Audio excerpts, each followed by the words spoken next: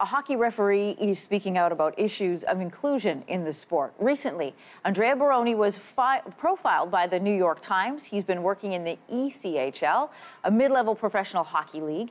This article detailed his experiences being openly gay in the world of hockey. He is joining us this morning from Montreal. Andrea, you actively speak about trying to change the culture within hockey, homophobia in the sport. The NHL has said hockey is for everyone. But give us an idea of your experiences being an openly gay man in the sport. Well, it's not really a surprise that that there hasn't been anyone who's come out yet, and that's because it's just hockey culture is one of those things that's really, it needs to change, and the biggest hurdle, to be honest, is to get the hockey institutions and the culture itself to acknowledge that there is a problem. Altogether, because sometimes it's almost like because no one may not be homophobic in particular as an individual, that doesn't mean that there's not a bigger problem within the culture. Because you are openly gay and you are involved in the sport, can you give our viewers a sense of what it's like, what you've experienced? Well, to be honest, like I keep saying the same thing. Everyone's been really supportive, even within the game. Especially when I came out originally 3 years ago publicly, but it's really it's a culture issue more than anything else. I mean, one-on-one, I haven't met one homophobic person, not to my face anyway. Everyone's been really supportive.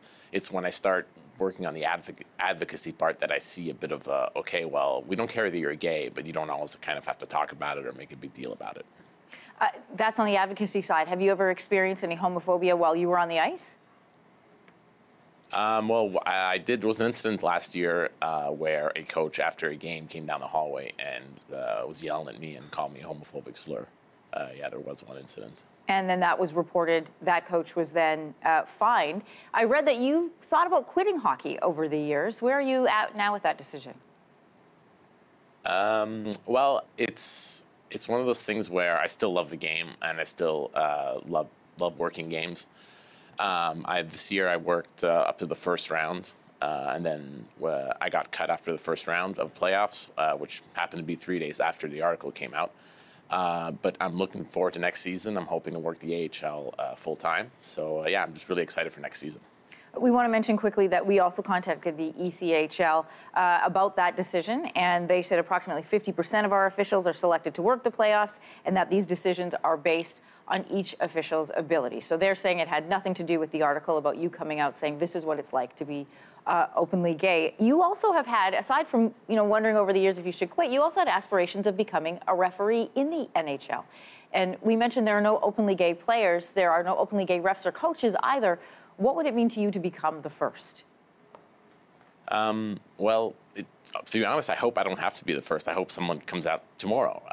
It's not this whole all this media and press that I do, all the advocacy I do. It's really not about me, and I think that's the hardest part that a lot of people kind of don't get. And the proof is in the messages that I get. I've gotten thousands of messages from mostly teenagers and young people who say, I read your story and I can relate to, as someone who's relatable, and I can relate to you. And the ones that hit you the most are the ones where they say, I'm going to come out to my team, I'm going to come out to my parents, I'm going to come out to my family because I read your story. And those are the ones that are like, you realize, okay, this has nothing to do with me. This has to do with giving people a voice who, unfortunately, within sports and the hockey culture, don't always have a voice. Andrea, why do you think that they'll speak to you or to other advocates, but they won't speak to anyone in the league? I think it's because they're worried about the attention. I mean, in hockey, being different is not really a good thing. If you think about it, not just being gay, just being a big personality, whatever it is, it's not a good thing. Everyone has to kind of conform.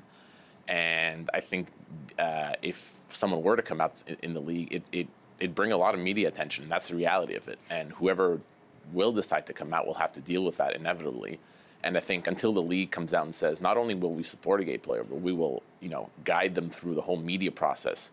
We will help them with charities, because that's all going to come when someone comes out. It's not just, unfortunately, it's not just going to end there. There's going to be charity work involved. Charities are going to come calling. There's going to be award ceremonies to go to. It's definitely going to be a big responsibility, and that person has to be ready for that. So I think if any league would step up and say we're ready to take that on with the player or coach or general manager who wants to come out publicly, I think that would be a really great step, because it would encourage them to come out, and it would say you have a support system here beyond just the fact of making a PR statement. Andrea Barone, good to talk to you this morning. Thanks for joining us. Thanks for having me.